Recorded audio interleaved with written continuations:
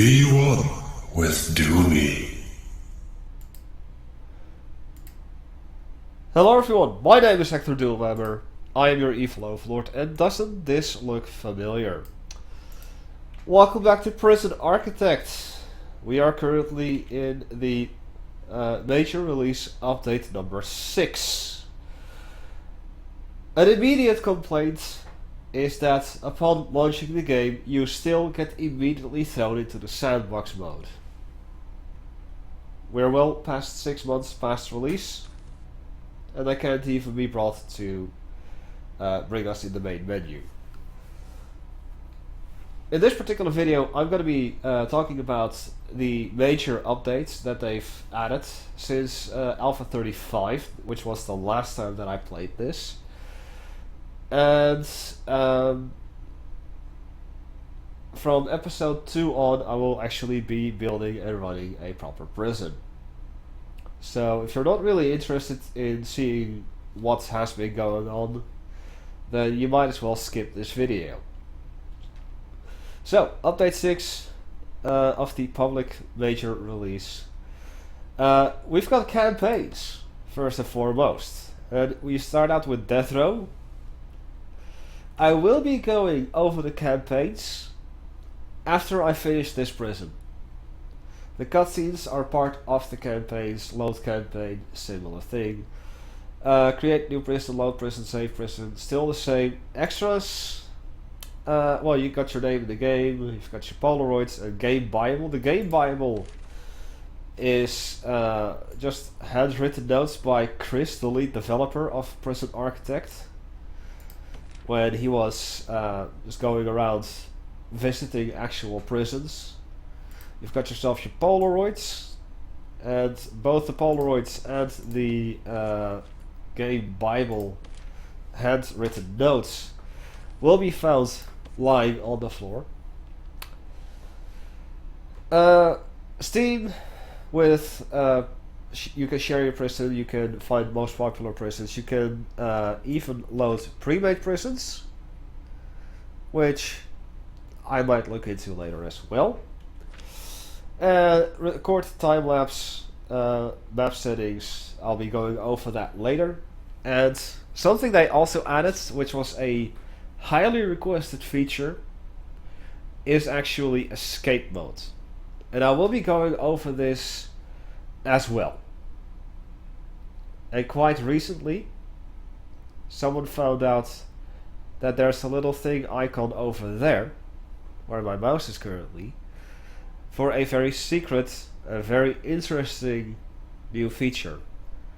I'll be going over that at the very end of this playthrough as well. Right, options still pretty much the same. Experimental. I don't know.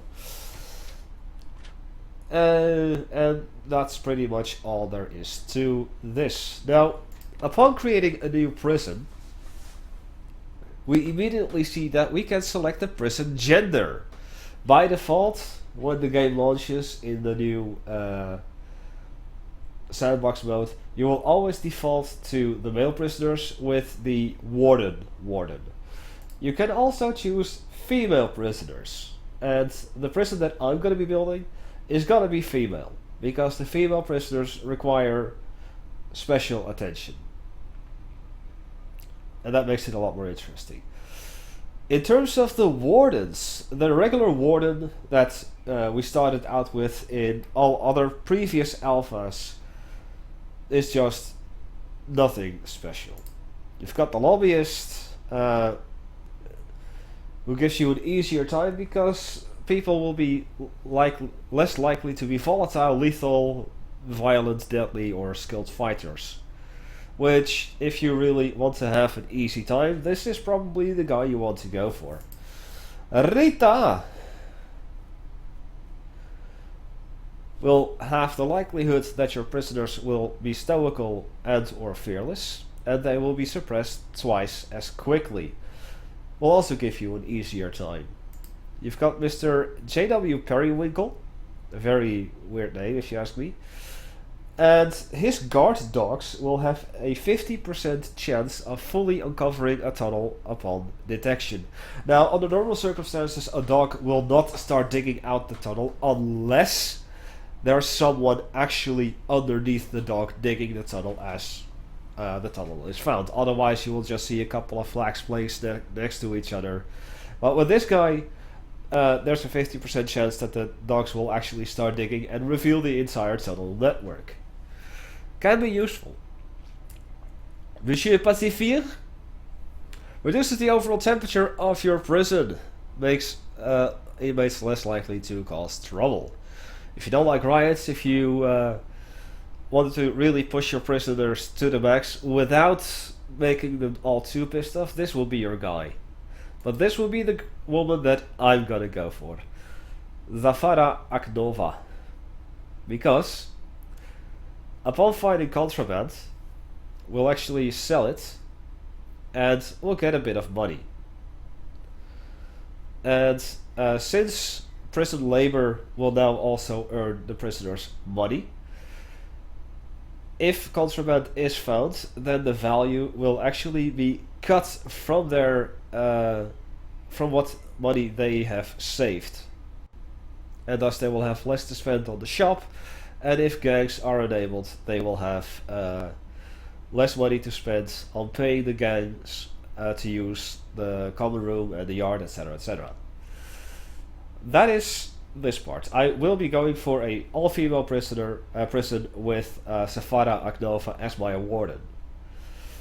And in terms of size, I'll be going for a large one. Fog of War remains to be the same. Generate forest, I always do that because that little bit of extra wood will basically be extra money for me. Lakes, I will not go for, but with the recent update of update number 6, weather became a thing. And if you have weather enabled and you also happen to have lakes, then those lakes will flood if it starts raining. And if you happen to have your power supply outside like I've always done in the past, you're in trouble, because electricity and water don't mix well. But for my playthrough, I will not be using lakes because they are generated too randomly for my liking. I'll also not go for the buildings because those are just walls and maybe some obsolete buildings that don't get used. Of course I want to have a chance to fail, because hey, that's more entertaining for you guys. Gangs. Well, we've seen gangs in the Prison Architect Alpha 35 playthrough of mine. Events actually came in Alpha 20 or 36, I believe.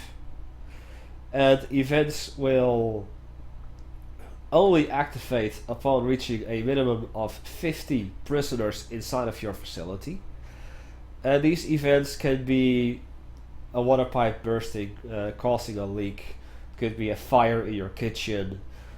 It can be a wall breaking on the outside of your perimeter, or the CEO or the mayor can actually call up and demand that you do something, and if you don't do that, you're gonna get fined.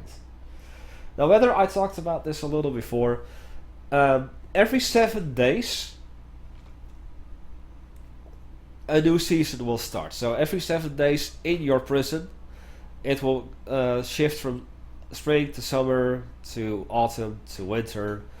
And in a recent update, they've also implemented temperature. So normally your showers in the past would just be hot by default, I guess. But if you don't do certain things, then the showers will be cold, and it's actually going to cause negative moodlets towards the prisoners. But they fixed that by giving you a special kind of tool. And of course the unlimited funds, which I will not be doing. I've actually contemplated, since I am going to go for a large prison, that I would do unlimited funds, and then I would challenge myself to make sure that I earn back every bit of money that I've spent through the grants and just being active as having the prison going. But I'm not gonna go for that. Now, I'm not going to start out with gangs or events. I will be starting out with weather. Because if I go back really quick and I go to map settings, as you can see in map settings, at any stage in the game, when you didn't select any of these three, you can enable them. So basically what you can do is build a prison of 500 capacity, get 500 prisoners, and only then enable gangs, and only then enable events, and only then enable weather. But once they are enabled, you can no longer disable them. So you're stuck with it. And that's the reason why I will be enabling weather, but not anything else, because I actually want to have a couple of prisoners in first to get something stable. And then eventually I'll enable gangs. I'll even edit the save file to bring in the gang leaders, because I like that whole mechanic. And I will also eventually be doing the events once I am a little bit more certain that I can actually manage to get things working. So, with that being said, in between this video and the next one, I will have done all of the planning for the large prison. So here, here, and here, and here. As I said, I will have done all of the planning for the entire prison. And we're immediately going to be starting the construction of it. So, thus far, I hope that this has been a very informative video. If it was, leave a like, it helps out a great deal. My name is Hecthor Doomhammer, I am your evil overlord. I thank you for watching, and I'll see you next time.